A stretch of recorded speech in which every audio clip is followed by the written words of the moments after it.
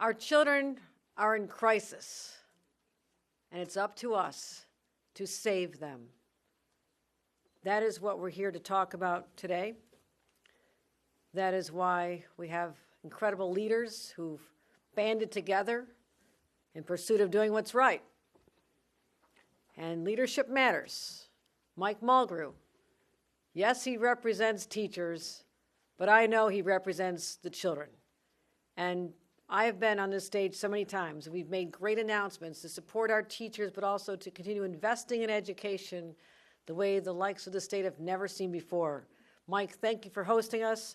Thank you for your friendship, and thank you for leading this extraordinary organization. Ladies and gentlemen, Mike Mulgrew.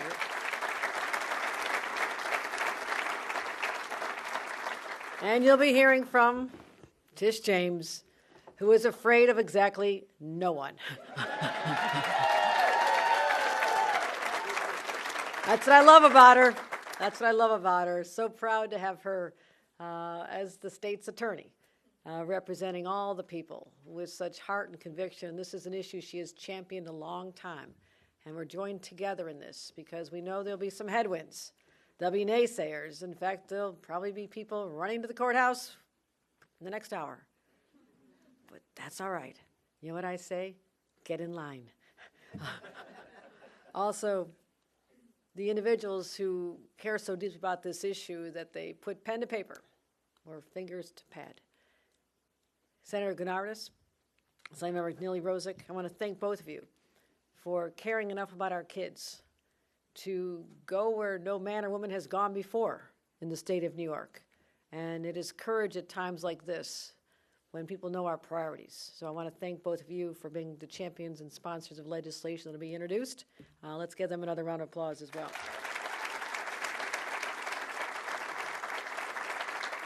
Speaking of courage, you're going to hear from Kathleen Spence. Why Kathleen Spence? She's an educator, but she's a mom. And she's going to tell you a story about her beloved daughter who went to the brink and was brought back. I will tell you in her own words, but I know that we want to protect our children's identities, and we care about them deeply. But she is out there, and her daughter's out there now, so others will not fall prey to the evil forces that lurk on social media. So thank you, Kathleen. Let's give her a round of applause as well. During the pandemic and shortly thereafter, I gathered a group of teenage girls in the Bronx to have a conversation about what life was like. And I wanted them to be very candid in telling their stories. No press in the room, no other adults, just us, just girl to girl. And I still think about that conversation because it haunts me. To know that years after the end of the pandemic, the wounds are still there. They're deep. These girls, because of the disconnection from the norms, their classes, their teachers, their friends, the ability to go out and just hang out in gathering spaces, they were relegated to the world of the internet, social media, to do their schoolwork, but also that was their connection to friends in the rest of the world. Now, as innocent as that sounds, it was not. They talked about how they're still struggling. These are just random girls selected to have a conversation with the governor, telling me that they're still very anxious about things and they're feeling sadness and depression. It just never seems to go away, what they saw and endured. And things got so tough, some of them admitted they considered taking their own lives. Now process that for a moment. That's an age just be young and carefree. Thinking about, I'm just a kid, I'm going to enjoy life. Got a lot of cool friends. They want to be popular. They want to wear the right clothes. Think about music. Can they get to a concert? And these teenagers ranging from 13, 14, and 15 put a spotlight in my mind that our kids are desperate for help. And we weathered as adults a public health crisis, but these kids are still experiencing the negative effects on their mental health driven by social media and the algorithms that bombarded them incessantly ultimately intended to create an addiction. They talked to me about their isolation, how they felt, but the relief they got was from this constant connection on social media. Now, they didn't ask for a lot of this. You understand how an algorithm works. It follows you. It preys on you. You don't ask for this content. It finds its way to you by very sophisticated ways that the social media companies have created to continue bombarding you and penetrating your mind with images and thoughts. Now, there was darkness out there, and I don't think many adults understood how powerful and dangerous these algorithms are. They target our insecurities, and for these girls, it lifted them into depression and questioned their own self-worth. And teenagers are vulnerable enough as it is. I've raised a couple. Thank God they're not teenagers anymore. We've been through that. But it also can take a deadly toll. And that's just not hyperbole. We've talked about for years the rising anxiety, destructive teenage behavior. And what we did not see at the same time was technologies being developed. At the same time, these little brains are being developed too. Okay, that's what's going on. And a mountain of research today proves something that very few parents or teachers, anyone really thought about a few years ago, that social media is causing damage to countless children today. The Surgeon General. Now, when do you tune into the Surgeon General? They tell you when things are really bad for you. I remember hearing all about cigarette smoking. You see the sign on the package. You learn about alcohol and bad for pregnant women. They tell you when things are really bad. They don't wake up every day and come up with some announcements. When the Surgeon General speaks, it means something. So for the United States Surgeon General to say that teens who use social media more than 3 hours a day face double the risk of depression and its symptoms, that's based on clinical study. Now, 3 hours a day sounds like a lot. The average child in this country spends 3.5 hours on social media. That's the average. So what changed? What's changed? The rise of social media, of course, but to know that more than half of teenage girls are reporting persistent sadness, depression, likeliness to want to kill themselves.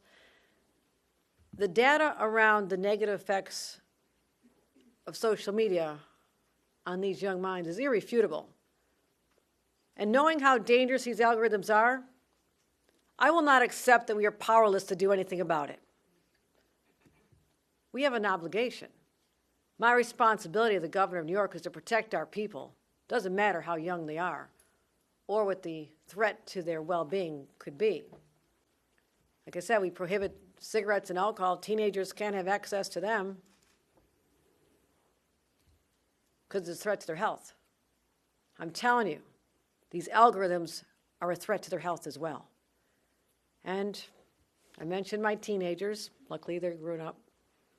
But I have to wonder what kind of world is going to be out there for a little grandbaby we call Sophia. This is where my mind goes.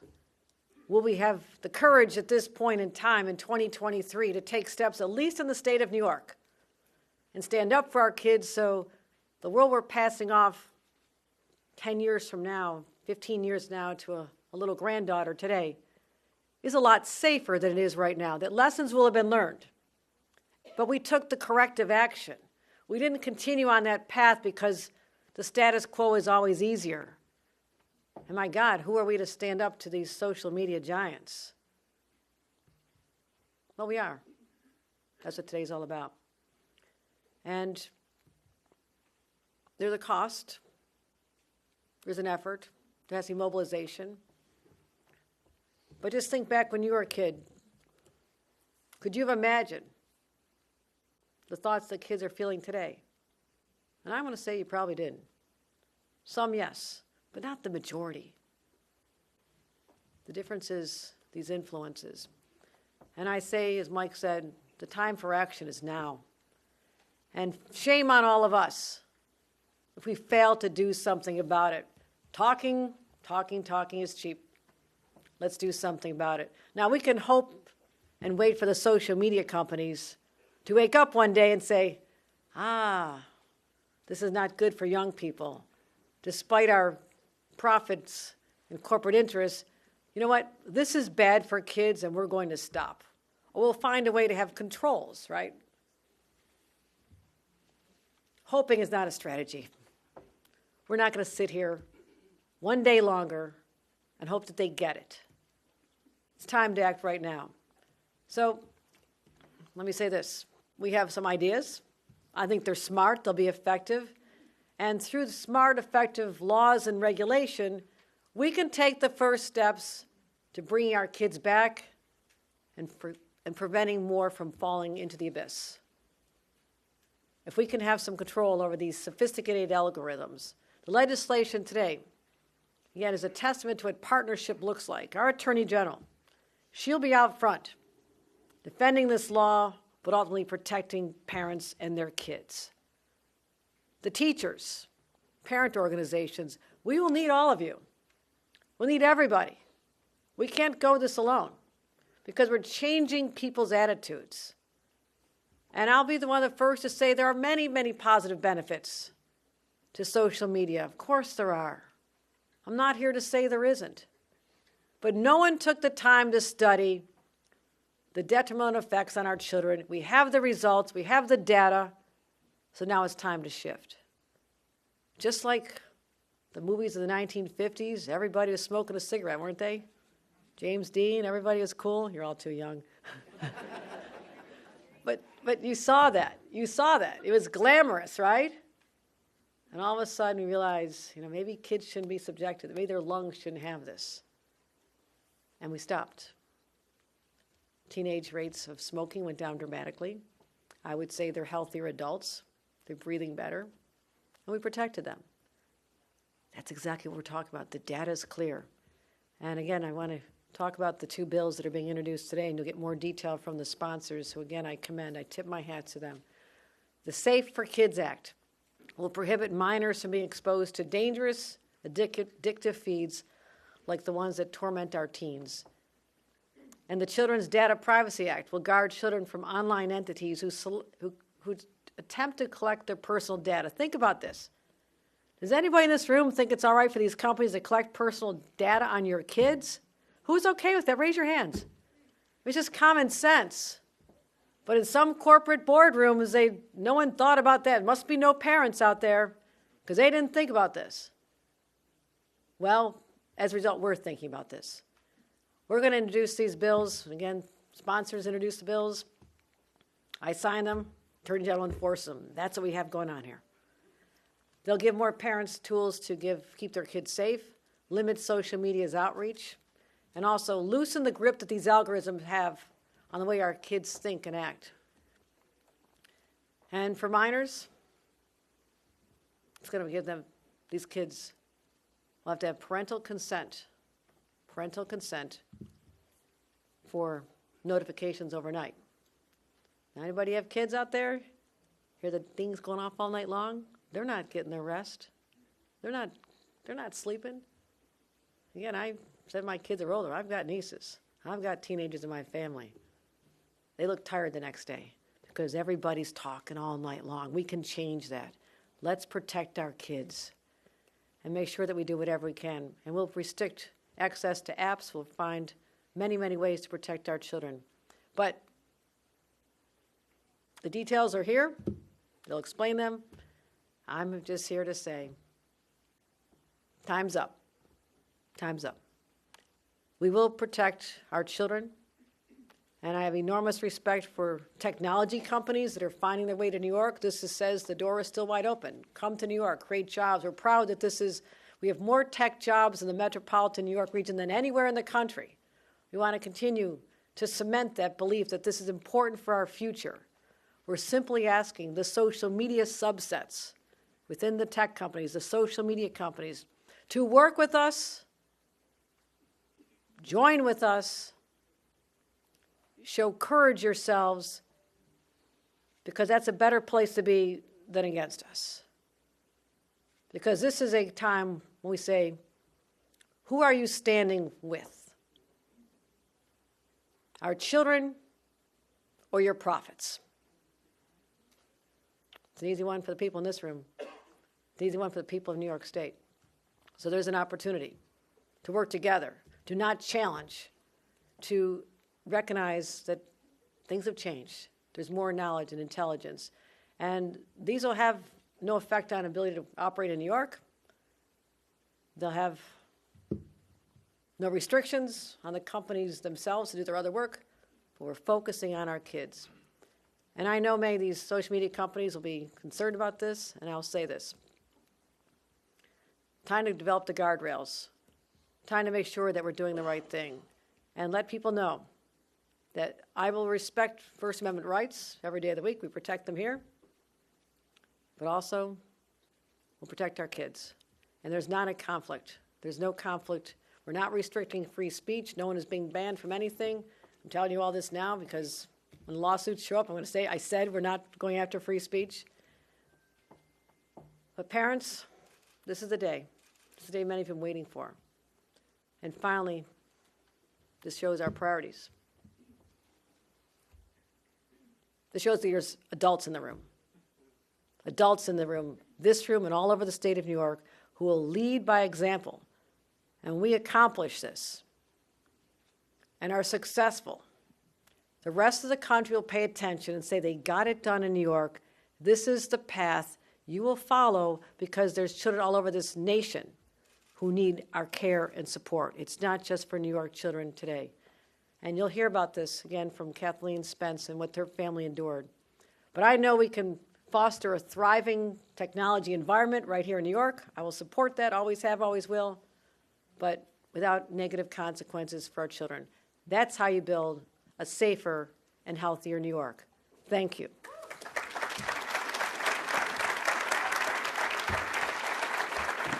Thank you. And with that, let me introduce our great Attorney General, Tish James. Thank you.